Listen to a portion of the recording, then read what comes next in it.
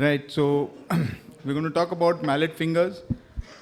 At the outset, I must say I don't like mallet fingers. I'd rather get a very bad comminuted distal radius than get a small mallet finger, because then I have 6 weeks of trouble in my OPD. So there is a classification called the Doyle's classification, little complicated, so we'll try, because I can't seem to remember too many things now.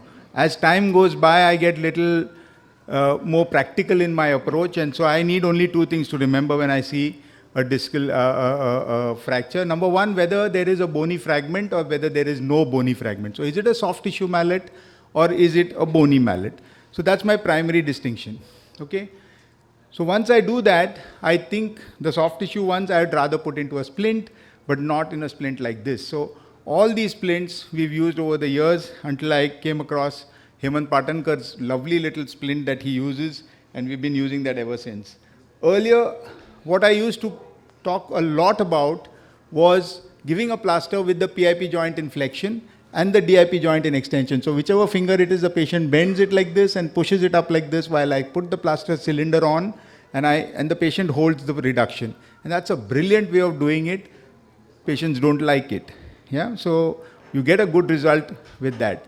Now, why do you get a good result with that? I hope this video works. Yeah.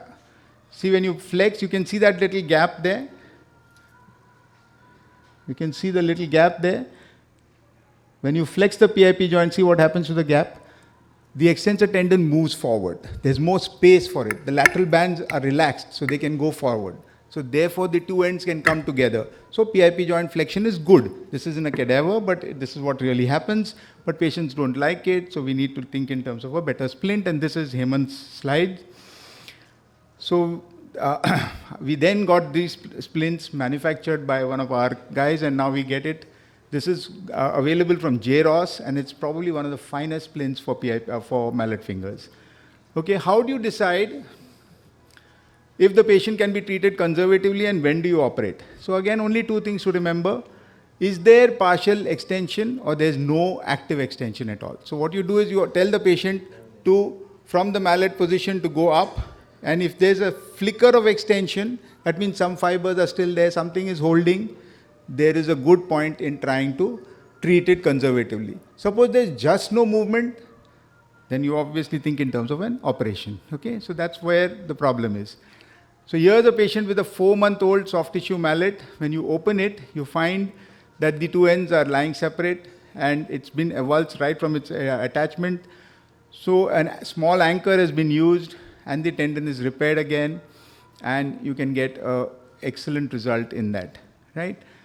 Here's a thumb that had a similar kind of problem, and you can see how it's separated completely. So there won't be a flicker of movement in this one.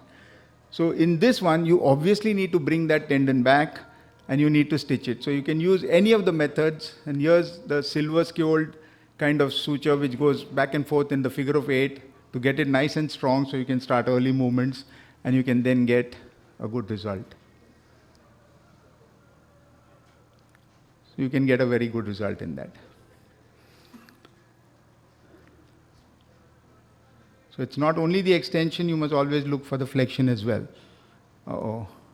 I checked this yesterday, this was looking good. This is a very, very bad mallet where we've used an anchor, and don't use anchors like this. This is a big anchor, should not have been used in this. A micro anchor needs to be used. At the time when I did this, there were no micro anchors.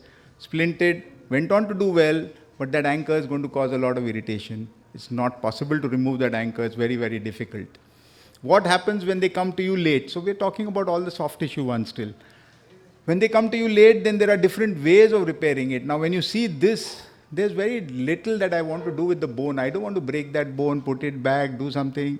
So I'd rather just tighten up the reins. So I tighten up one side and I shorten the other one. I reef one side of the lateral band, and the other side lateral band, I cut it and actually stitch it together. So one has to heal and one is just reefed, and you can get a fairly good result in that. So these are things that you can do. There are so many reconstruction methods. All of them are way beyond my technical expertise. I do a simpler procedure, something like this one.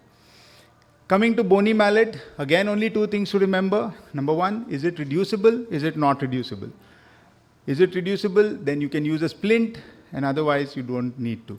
Now this one is asking you to fix it. Please fix me, please fix me. This looks like a nice big chunk. You open any text and it'll tell you 20% or 30%, 30 to 50%, and more than 50% of articular surface. Some talk about 1/3, 2/3, and 3/3. All complete nonsense. What I do is a very simple test. This is the same X-ray. I just put my thumb on top of the fracture site to hide it away from my eyes, and then I look at the joint. What is wrong with the joint? Absolutely nothing.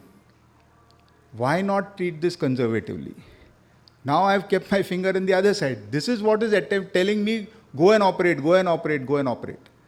So look at what you're looking at, understand why you want to fix it, and then decide whether you want to treat it or not. So here is a conservative treatment for a bony mallet, which looked more than 50%, which didn't need any fixation. Sorry, but sometimes there's little more things to remember. Number 2 more. What is the size of the fragment, and is there subluxation? Right? So these are the studies which talk about this, that, and the other, how many percent and all that, but it's all complete nonsense. You have to see each one and see whether it's reducing in a good position or not. Subluxations have to be reduced and maintained. So most important. So here's a trial of what a splint would do. 3-point pressure cannot reduce it. Maybe late, maybe whatever the reason. If it can't happen, you need to think in terms of something. So here's one where it's avulsed, it's a large fragment, it's moved out. So first you reduce, try and maintain it, and then you mobilize it. So here's the 3-point pressure, and if you see now, the fragment is coming much closer. You look at the articular surface, don't look where the fragment is. See the articular surface separation? Coming so much closer. Therefore, you conserve it, look at the gap, splint given, week 2, much closer, week 3, in place. So if you monitor them correctly, you can get an excellent result. So conserve a bony mallet only when you can do all of that, right? Finally, when you come down to open reduction, the Ishiguro technique is probably one of the finest, simplest, easiest way to do this. What you need to do is to exaggerate the mallet so that the lateral bands can slide over as much as possible, then trap them there with these 2 wires or 1 wire, and then bring back the finger and pin it down, and you can get a good result. So this is how it's done, and you can get an excellent result. So I like that. But it does not allow you early mobilization, but it guarantees that the fragment will stay where it should stay.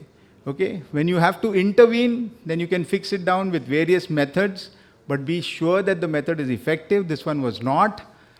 I had to redo it and push it back in, but then gave a good result. Don't fix with multiple wires that are completely useless, which are not in place. I've done far too many of these. I hate mallet fractures because they sometimes don't behave the way you want, and they always look very funny at the end and don't give you good results. When you're doing it, you have to again think in terms whether you want to fix it down with a screw. I've borrowed Hemant's slide here. I still haven't done a very good one that I can replace his slides. This is about 7 or 8 years ago that I borrowed this slide. I continue to use it because it completes the lecture and it shows that you need to be as good as Hemant to do this. But you must remember the principles because it's absolutely essential. You have a good fragment that is at least 3 times the size of the diameter of the screw head, and that you catch the opposite cortex. You should also not forget the incision.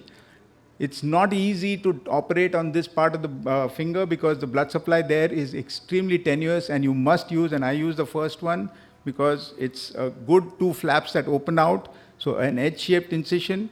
Or sometimes, in one of the cases, I showed the one on the right side, a curved incision, but a gentle curve, and the full thickness flap raised on both sides. Very, very important.